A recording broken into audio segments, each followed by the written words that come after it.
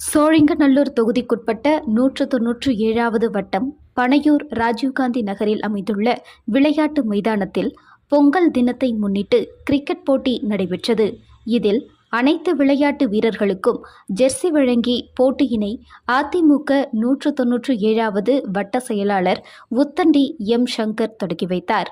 வெற்றி பெறும் வீரர்களுக்கு முதல் பரிசு ரூபாய் 25,000 மற்றும் கோப்பை இவற்றினை மாமன்ற உறுப்பினர் மேனகா சங்கர் வழங்கவுள்ளார். இதுபோல் அங்குள்ள நிர்வாகிகள் 2ஆம் பரிசு, 3ஆம் பரிசு, 4ஆம் பரிசுகளை வழங்கியுள்ளனர்.